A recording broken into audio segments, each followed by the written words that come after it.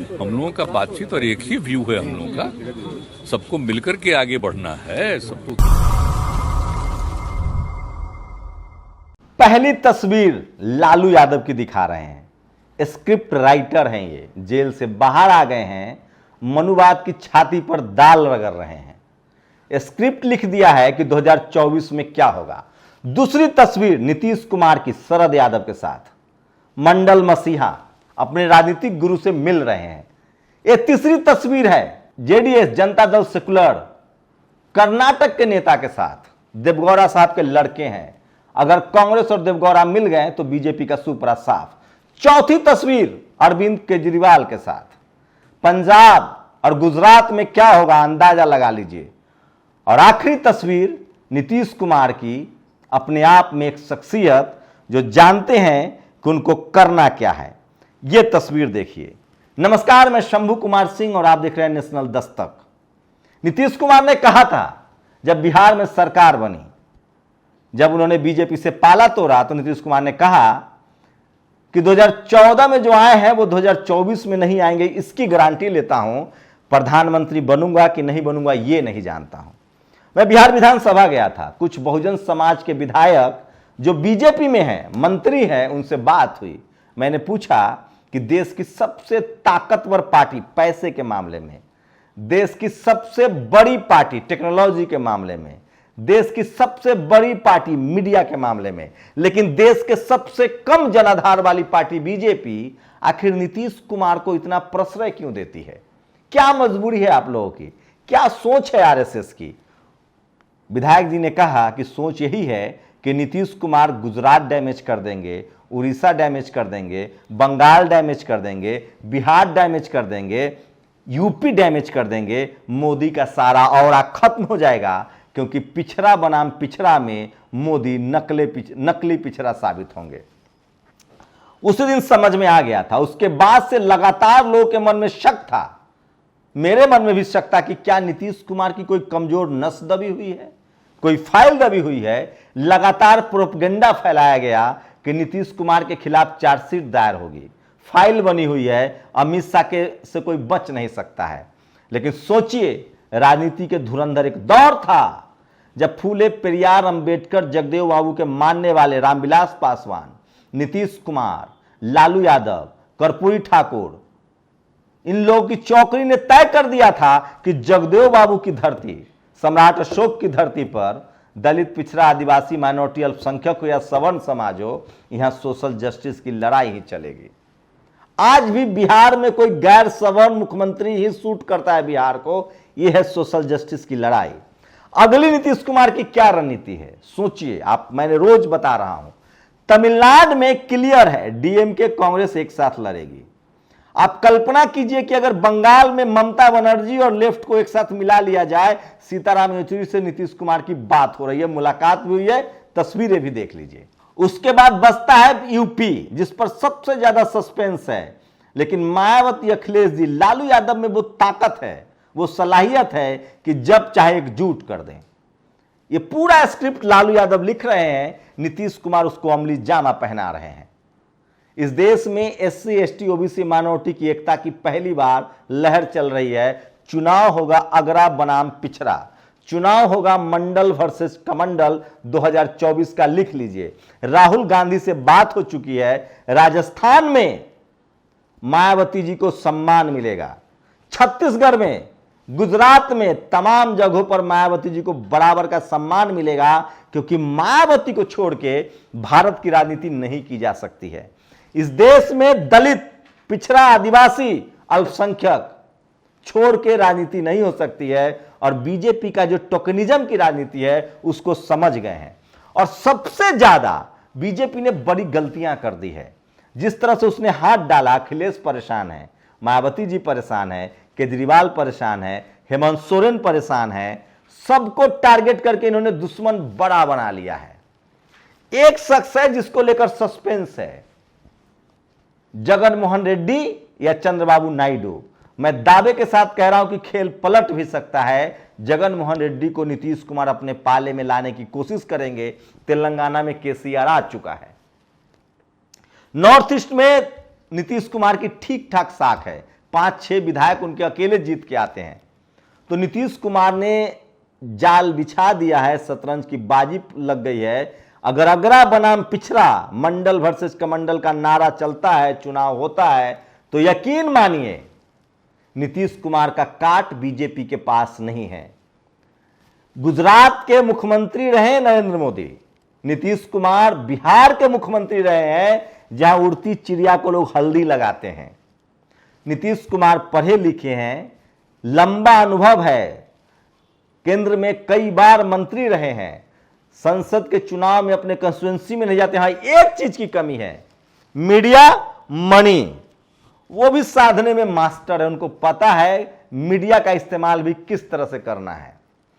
लालू यादव की साख है, लालू यादव की विश्वसनीयता है जो सब पर भारी है। एक दौर था जब लालू यादव को भ्रष्टाचारी और मजाक उड़ाया जाता था। जब से बीजेपी आई है, लालू यादव के बारे में एक तर्क जो अब सारे नेता देते हैं कि इस देश में अगर कोई निडर, जांबाज, बहादुर, सेकुलर, धर्मनिरपेक्ष और संविधान के ताकत को मानने वाला नेता है तो वो लालू यादव है। आज लालू यादव का जो मान सम्मान इस देश के तमाम SC, ST, OBC, माइनॉरिटी और तरक्की पसंद लोगों में है, वो किसी में नहीं है, क्योंकि सब लोगों ने जहां सरेंडर कर दिया, लालू यादव ने जेल जाना तय किया। तो नीतीश कुमार की जो तस्वीरें हैं JDS के साथ, येचुरी के साथ, केजरीवाल के साथ, ये तस्वीरें और बढ़ेंगी। ये तस्वीरें DMK के साथ, राहुल गांधी के साथ जो तस्वीरें हैं, ममता बनर्जी के साथ, यकीन मानिए प्रधानमंत्री कौन होगा ये तो नहीं पता, लेकिन इतना पता है कि जो 2014 में आया है वो 2024 में नहीं आएंगे। कुछ नहीं, नीतीश कुमार का टारगेट है कि 100 सीटें कम कर दी जाए। अगला उनकी मुलाकात नवीन पटनायक से होने वाली है, वो भी बड़े प्लेयर। तो 2 प्लेयर बच रहे हैं, नवीन पटनायक और जगन मोहन रेड्डी। और उम्मीद है कि नीतीश कुमार की जो छवि है, पिछड़ों में जो उनकी छवि है, बीजेपी को सबसे ज्यादा राजनीतिक नुकसान होने जा रहा है। मोर्चे पर टीवी अखबार को लगा दिया जाएगा। हो सकता है कि CBI, ED, इनकम टैक्स छापे शुरू हो जाए, लेकिन एक बात तो तय मान लीजिए कि वो दौर गया जब दलित, पिछड़े, आदिवासी पर रेड होता था और उसका समाज उसको चोर मान लेता था। अब वो दौर आ गया है कि जिस पर रेड होता है लोग उसको ईमानदार का सर्टिफिकेट मान लेते हैं। अब जिसके घर CBI, इनकम टैक्स, ED की जांच हुई, भाई साहब वो आदमी को समाज खरा सोना, 100% प्योर गोल्ड और सामाजिक आंदोलन का नेता मान लेता है, क्योंकि सामाजिक बहुजन आंदोलन बहुत आगे बढ़ चुका है, सबके पास सोशल मीडिया है। तो नीतीश कुमार ने नई इबारत लिखनी शुरू कर दी है। बीजेपी को पहला झटका गुजरात से लग सकता है, क्योंकि नीतीश कुमार के आगे पटेल नीतीश कुमार लिखा जाने लगा है, सरदार पटेल के वंशज माना जाने लगा है। और गुजरात में बिना पटेलों की राजनीति नहीं हो सकती है। और सबसे ज्यादा जो बीजेपी को नुकसान हो रहा है वो हो रहा है मीडिया की विश्वसनीयता।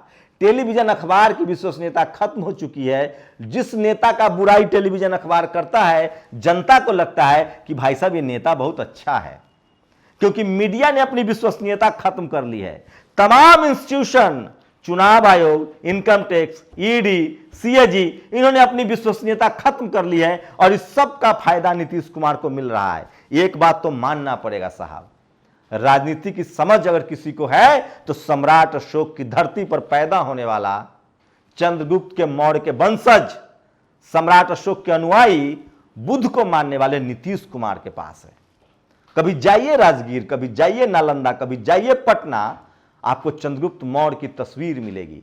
तमाम इमारतों पर उन्होंने जो बुद्ध काल के स्थापत्य हैं, जो बुद्ध काल की कलाएं हैं, उसको उकेरा है। BSP सुप्रीमो मायावती के बाद बहन जी ने जो अंबेडकर पार्क लखनऊ और नोएडा में बनवाया है, उसके बाद बुद्धिज्म को लेकर सबसे ज्यादा काम नीतीश कुमार ने किया है। महिलाओं में एक बड़ी पकड़ है नीतीश कुमार की, चाहे वो शराबबंदी का मसला हो, लड़कियों को साइकिल देना हो। एक बिहार में नीतीश कुमार को आप इग्नोर ही नहीं कर सकते थे। जाति के जनाधार सबसे कम नीतीश कुमार के पास है, उससे ज्यादा रामविलास जी के पास है, लालू जी के पास सबसे ज्यादा है माइनॉरिटी और यादव समाज का, लेकिन पिछड़ों में सबसे कम संख्या वाली जाति से नीतीश कुमार आते हैं। लेकिन महिलाओं में जो उनका भरोसा था, जो जनाधार था, जिस तरह से उन्होंने बिहार की बेटियों को साइकिल दिया, स्कूल तक पहुंचाया, 50% रिजर्वेशन दिया नौकरियों में महिलाओं को, पुलिस की नौकरी में, बिहार की महिलाओं ने उनको अपना वोट बढ़ चढ़ कर दिया। और नतीजा यह है कि नीतीश कुमार के बगैर बिहार की सरकार नहीं चली। यही रणनीति उनकी देश भर में होने वाली है। महिलाओं को साधा जाएगा, शराबबंदी का बड़ा ऐलान हो सकता है, उसके साथ ही महिलाओं को 50% रिजर्वेशन दिया जा सकता है, उसमें SC ST OBC माइनॉरिटी के महिलाओं को अलग से आरक्षण होगा। और पूरा चुनाव इस बार मंडल वर्सेस कमंडल होगा। और यकीन मानिए, राजबार बता रहा हूं, झारखंड में कांग्रेस DMK साथ लड़े, माफ कीजिए, कांग्रेस और JMM साथ लड़ेगी। यूपी आते आते चुनाव के समय अखिलेश और मायावती जी साथ लड़ेंगे। बिहार में खेल हो चुका है, नवीन पटनायक भी अपना क्रिस्टल क्लियर करेंगे, कांग्रेस उनके साथ भी खड़ी होगी छोटे भाई के रूप में, ताकि बीजेपी को मौका ना मिले। ममता बनर्जी और लेफ्ट ये सब मिल के लड़ेंगे। वही नहीं, दिल्ली, राजस्थान, छत्तीसगढ़, मध्य प्रदेश, पंजाब, गुजरात, सब जगह विपक्षी यूनिटी बनेगी। मैं इसीलिए कह रहा हूं कि नीतीश कुमार ने कह दिया है कि जो विपक्षी नेता एकजुट नहीं होते हैं, अपने स्वार्थ नहीं छोड़ेंगे, जनता उनको नहीं मानेगी। प्रधानमंत्री कौन होगा ये तो नहीं जानता, लेकिन जो 2014 में आए हैं वो 2024 में नहीं आएंगे, इसकी गारंटी लेता हूं। और यही वजह है कि लोगों, नीतीश कुमार ने अपने घोड़े खोल दिए है। स्क्रिप्ट सारा लालू यादव लिख रहे हैं और एक एक करके लोगों से मीटिंग हो रही है। और यह बात तय है कि अब media, judiciary, bureaucracy, college, university, सारे जगहों से बदलाव की बयार बहने लगी है। मैं फिर कह रहा हूं, इंदिरा गांधी को रथ को भी बिहार ने रोका था, राजीव गांधी के रथ को मान्यवर कांसी साहब ने रोका था, और हो सकता है कि मोदी रथ को नीतीश कुमार रोक दे। विपक्षी यूनिटी बनाने में किसी की सलाहियत है तो वो लालू यादव और नीतीश कुमार में वो दिखने लगा है। और ये तस्वीरें गवाह हैं कि नीतीश कुमार ने अपना कारवा बढ़ा दिया है। और 2024 में बीजेपी बनाम विपक्ष का चुनाव होगा, जिसमें मुद्दा होगा मंडल बनाम कमंडल, अगड़ा बनाम पिछड़ा। आप लोग अपनी प्रतिक्रिया जरूर दीजिए। शुक्रिया।